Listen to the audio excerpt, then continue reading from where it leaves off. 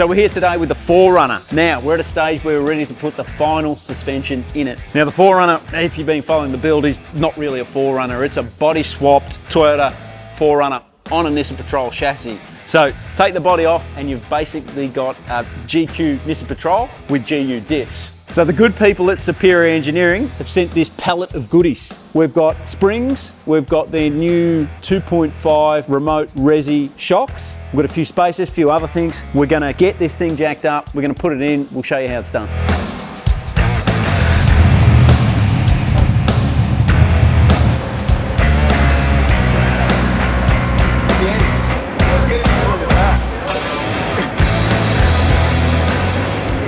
New stuff, Russell, we've got new stuff. Now, I just want to explain why. Russell obviously knows. Throughout the build, you know, we started with what we thought was going to work as far as heights go.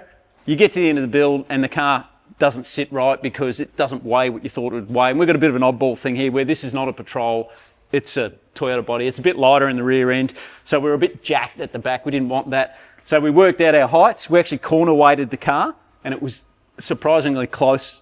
It was incredibly spot on. Like, yeah. What we did, we went through the catalogue and we went, okay, this is what we need. We've got our height. So we've actually got sway bars with quick disconnects. That's all that stuff there.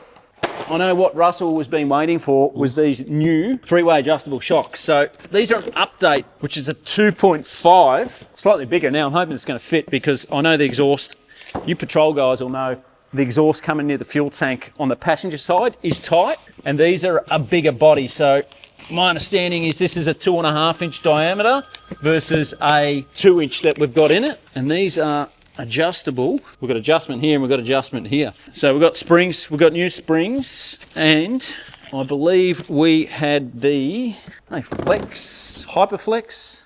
I believe these are the Hyperflex. So the spring that we've got in there at the moment is just a coil spring. The Hyperflex has a progressive dampening in it. You can see there where the coil, I guess the spacing, small to big. These are going to give us a better ride. I think you call it progressive spring rate. Progressive spring rate. As Russell will tell me. I reckon that's the front and I reckon that's the rear. Try and make sense of what we got. These are big boys. They're going to be good. We're going to compare them. Compare apples with apples. This is the 2.0 remote resi. What we had in the front, but this was actually a 5-inch lift. It was actually too long for how we're setting up the truck, hence why we've got a shorter stroke. So you can see the stroke length here, the difference in it. The issue we were having with it was we went too big. You do, the ambition's got a little bit ahead of ourselves. But we've got the opportunity to use the new 2.5. So this is a 2.5 inch, this is a 2 inch, which Russell's really excited about. I'm a little bit worried about because everything's a bit fatter and it's already tight. So our challenge is now put these in and not get too upset if it doesn't fit. You can see the girth on this versus this. That'll fit, I know that'll fit.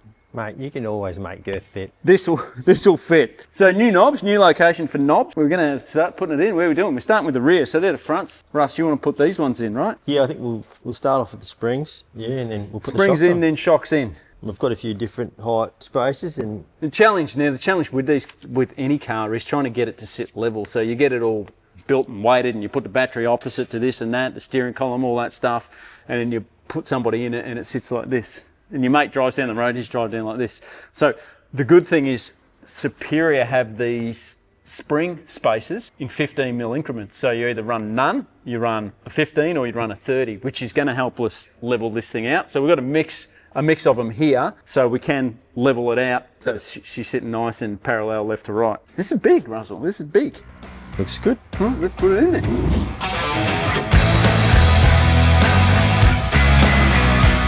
Here's a little cunning trick when you can't get your socket onto your bolt because there's no room. What we've done is we've put the little sub tank in and we've positioned it ourselves with our own brackets, and we haven't really thought ahead to this, but we've come across an issue and I can't actually do up this little bolt that retains this bracket. So I've searched the toolbox and I found that this spark plug socket will do the task. So I've got exactly that much room to swing. If I put that socket on, I'll be able to grab hold of this with this spanner and do up that bolt. So there's a little cunning trick for you. Just keep searching through your toolbox until you find the tool that you can somehow get in there. So in the end, I just use this spark plug socket. It's actually a 5/8, but it's the same as the metric equivalent to 16mm. So we got out of that one. I couldn't fit that, but I could fit that. Doesn't make sense, but it does. Ooh, success. So that'll just sit there for a minute.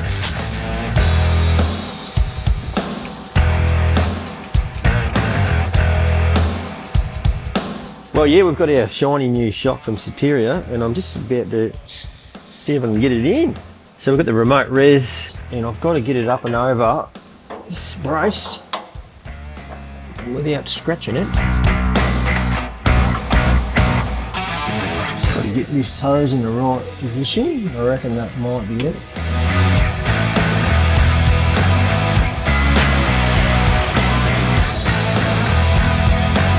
Right, now I'll jack it up and just see if it does clear the exhaust here. That was our worry with the extra diameter of the shock.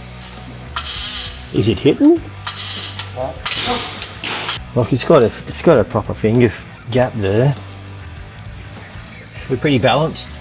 Gap I've got there against the gap that I've got there against the tank guard. So we're looking good here. Now my concern was the diameter of this was going to be too close to the exhaust, which, rule of thumb, if you said finger gap's good, radiant heat off that is going to cause problems, but we have heat shielding products, so we can either stick something to this, we can bolt something to this, or we've got a director pipe that we can put to this. I'm pretty happy with these shocks, so if you do have the 2s and you want to go to 2.5s, it's a pretty easy mod for you. Now the remote resi fits on that original 2.0 bracket that we got there too. The cool thing is though, you've got the adjustment down here, so you can easily just reach under, set these soft or firm, 16 settings. I guess you'd start it on soft, go halfway, go stiffer, feel where you want it to be.